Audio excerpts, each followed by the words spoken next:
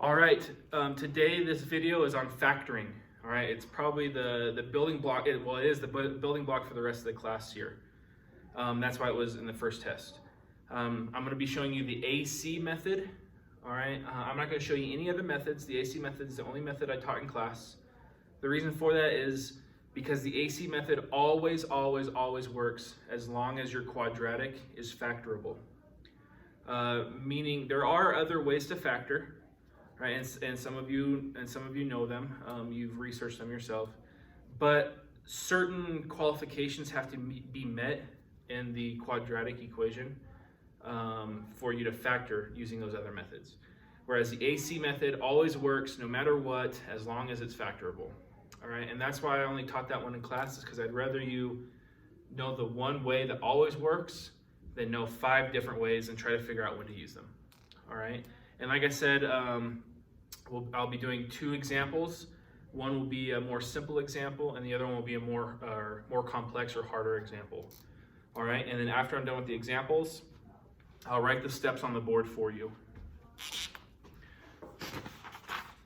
All right, so the first example I have is m squared plus 5m minus 14. Okay, that's the very first example I have for you. The reason it's called the AC method is because we're going to multiply A times C. Okay, now A is the leading coefficient. It's the number being multiplied to the squared term, not the letter, not the variable, the number. All right, and C is the constant, right? The number without any variables. So we're going to go, this is a 1. Right, because 1 times anything is itself. So 1 times negative 14, A times C. 1 times negative 14 is negative 14.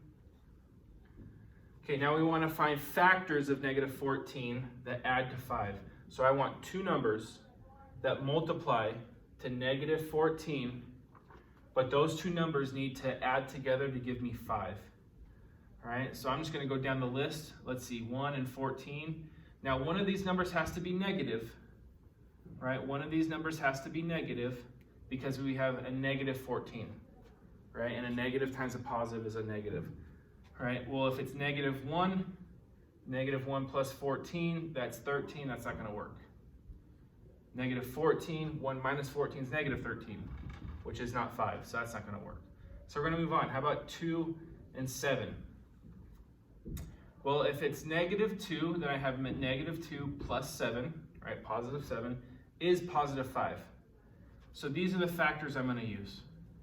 So we have m squared, and then I'm going to rewrite 5m as a sum of these 2 factors, of these 2 numbers. So instead of 5m, I'm writing minus 2m plus 7m minus 14. All right? The reason we do this is because we need 4 terms to do factor by grouping. So I'm going to group the first 2 terms and the last 2 terms. Make sure your sign goes with your number. Okay, the signs always go with the number. Now we didn't just willy-nilly start multiplying, so I'm going to put a plus here to remind myself it's still adding. All I did was I'm just grouping them. I'm looking at the first 2 together and then the last 2 together. Okay, then we're going to take the greatest common factor of the first group. Greatest common factor is what number, or number and variable, what's the biggest number or number and variable that divides these 2 terms evenly? Okay, it has to be evenly. Well, they both have an m, so I know m divides it evenly. Okay, but this is a 1 and this is a negative 2. I don't have a number besides 1 that divides those evenly, so it's just going to be an m. All right, so just an m. And I'm going to factor m out. Now remember, when we factor, right, it's kind of like division, but we're just bringing it outside of the parentheses. We're dividing it outside the parentheses. Right, so I'm factoring out an m. M squared divided by m is just a single m. Negative 2m divided by m is negative 2. Right, the m's reduced to 1. Okay, here I have m squared, so I have 2 m's being multiplied, and I divide 1 out, so I have 1 left over. Okay, don't forget our plus sign. Now we're going to do the same thing here. Greatest common factor of the second group. Well, negative 14 doesn't have an m, so we can't factor out an m. But 7 and negative 14 are divisible by 7, right? So we can factor out a 7. And 7m divided by 7 is just m, right? The 7 is reduced to 1. Negative 14 divided by 7 is negative 2. All right, you know that we're on track when these two parentheses now are the same. Okay, we want them to be the same because now they're a common factor, right? This is times right here, this is times, so these are common factors now. So we can factor m minus 2 out. And if I factor out m minus 2 here, what's left over? Just the m. And when I factor out m minus 2 here, what's left over? Just the positive 7. And there's your answer. That's factored form. All right. Now I'm going to do another one that's a little bit more complicated. The leading coefficient is not going to be 1. All right.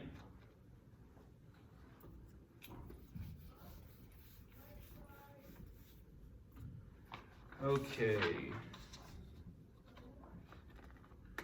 So we're going to use 2x squared minus 3x minus 54. All right, it's a little bit more complicated. It has a leading coefficient of 2, and the numbers are a little bit bigger.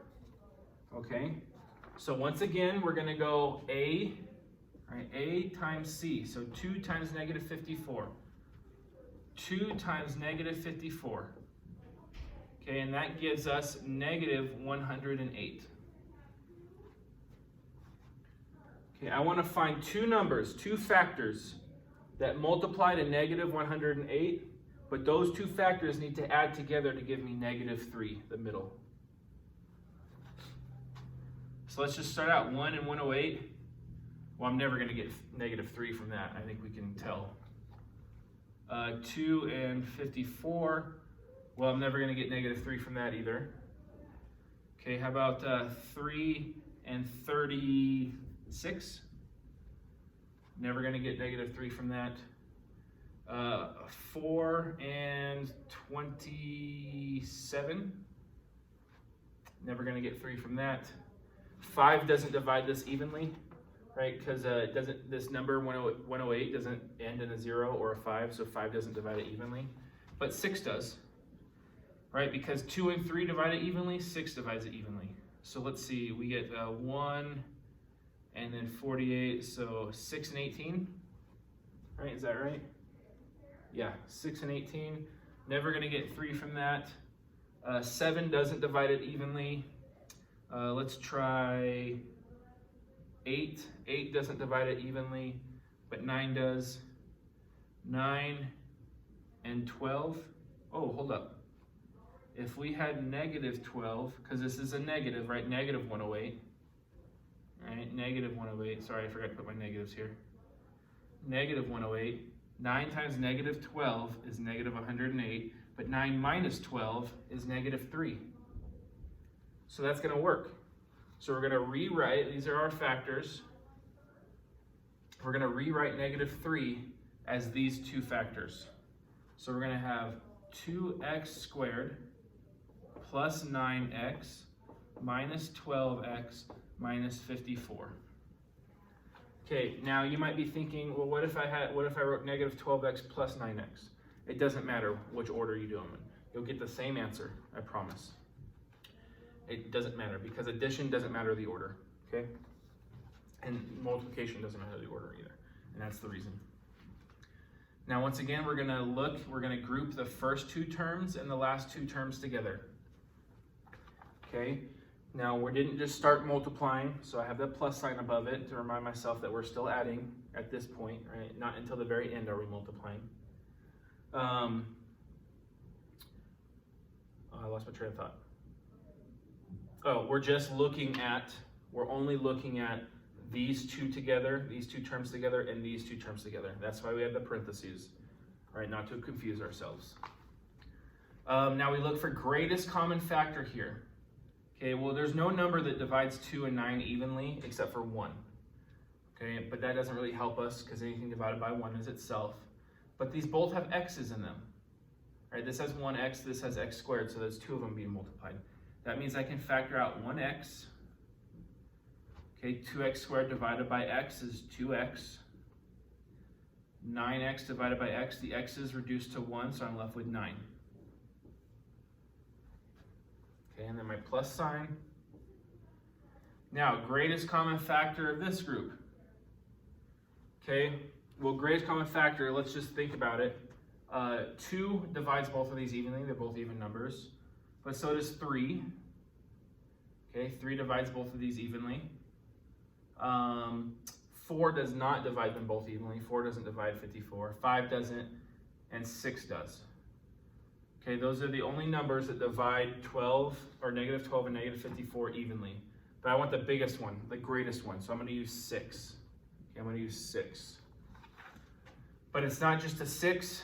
This is a positive 2x, so I want this to be positive also, right? I need these two parentheses to be the same, just like the last example we did.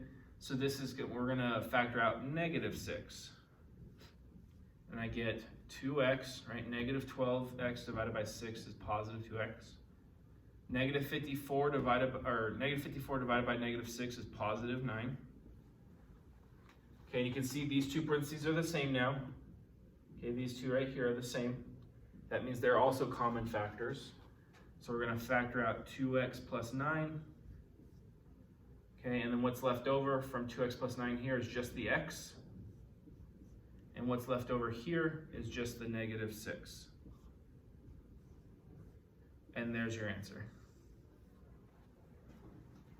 Okay, and that's factored form. All right, so what I'm going to do now is write down the steps. Okay, and then the video will be over. Okay. So step number 1. Okay, we need to multiply A times C. So leading coefficient times the constant. Okay, step 2, find factors of A times C. So remember, A times C is this number that you get out. So we need to find factors of that number that add to B, which is the middle number, right? Or sometimes it's not the middle number, usually it is, right? If you write in standard form, it's the middle number. Okay, but remember, B is the middle number. It's just the number being multiplied to the single variable, not the squared. Okay, then we're going to rewrite B as the sum, right? Sum is addition. It's also subtraction, just the opposite direction, as the sum of the two factors from here. Okay? Or sorry, excuse me. The two factors from there. 4, okay, we're going to group the first two and the last two terms. Remember when we had those parentheses and we grouped the first and last two terms? Excuse me. We're going to find the GCF, the greatest common factor of each group separately. Okay, do not do them together. Okay, if you forget, just go back, just rewind the video a little bit and look. Okay, and 6, right? The greatest common factor of everything. Right, what I mean by that, remember when we had the two parentheses that needed to be the same? Okay, that's the greatest common factor of everything because we're looking at all of it together. All right, and those are the steps.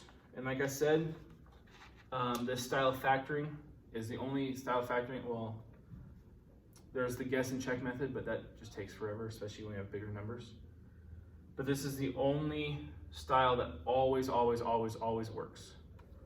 Okay, with all the other ones, you need certain components. You need to meet certain criteria for it to work. All right. Okay, well, come talk to me if you still have questions.